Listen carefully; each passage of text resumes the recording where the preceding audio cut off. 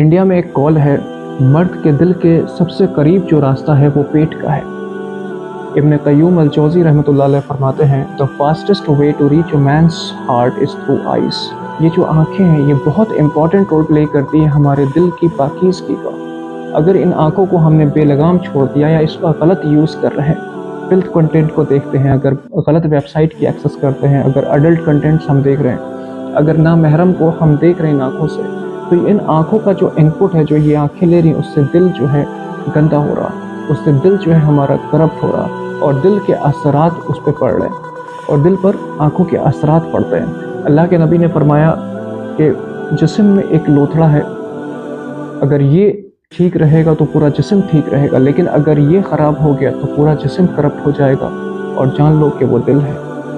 आप समझो कि दिल वो मरकज़ है, वो जगह है जहाँ पर रूहानियत का नुज़ूल होता है, जहाँ पर अल्लाह की रहमत होती है और इंसान की पहचान जो है, इंसान का जो लम्हात है, जो जिन लम्हात में इंसान अपनी ज़िंदगी बसर करता है, वो इस बात पर मुनहसर करता है कि वो उसका दिल कितना पाक साफ़ है। तो दिल का पाक होना बहुत ज़रूरी है, लेकिन इसके लिए जो हमारे इनपुट्स हैं, जो हमारा विंडोज़ है, आइज़ है, ज़बान है, कान है, इसको कंट्रोल करना बहुत ज़रूरी है। अगर आप सोचो कि अगर इन आँखों को यूं ही छोड़ दिया, फिर आप सोचते हो कि मैं छोड़ना चाहता हूँ ये इस तरह की वीडियोस देखना, लेकिन छोड़ नहीं पाते हैं। मैं चाहता हूँ हराम रिलेशन से आउट होना, लेकिन हो नहीं पाता है। इसका रीज़न ये है कि हमने इन आँखों को छोड़ रखा है बेलगाम, हमारा दिल जो है वो साफ़ नहीं, और ये सारी चीज़ें हया के साथ हैं। अल्लाह के नबी ने फरमाया, अगर तुम से हया निकल जाए तो फिर जो मर्ज़ी चाहो करो। रब रसूल फिर अपना एक जो चीज़ है, एक रिलेशन है, वो कहीं ना कहीं हट जाता है। अच्छा, अब एक मैं आपको हदीस एक शेयर करने वाला हूँ, वो आप अभी के ज़माने से रिलेट कर सकोगे। बहुत इंपॉर्टेंट हदीस है, बहुत मार्वेलस है। जब किसी उम्मत में, जब किसी कौम में बेहयाई को, न्यूडिटी को, वल्गैरिटी को, एक्सप्लिसिटनेस को और इन तरह के फहाशात चीज़ों को अवामुन नास में अगर एडवर्टाइज़ किया जाता है, पब्लिश किया जाता है, तो अल्लाह ताला उस कौम पर ऐसी बीमारियों का नज़ूल करते हैं जो कि उसके आबा व अजदाद ने नहीं सुना हो।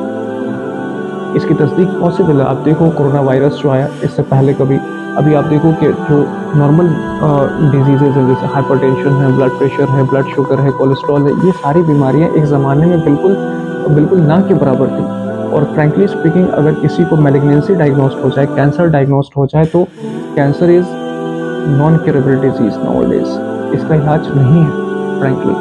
इवन मेडिकल बुक्स में भी जो है, हम जो असेसमेंट करते हैं, जो इसका एल्गोरिथम है, वो 5 इयर्स और 10 इयर्स सर्वाइवल पर है। इस तरीके से उसको एसेस किया जाता है कि इस तरह से बंदा कितना जीने वाला है। तो अब आप सोचो कि ये आँखें, ये दिल कितना ही इम्पोर्टेंट है हमारे दीन के लिहाज से।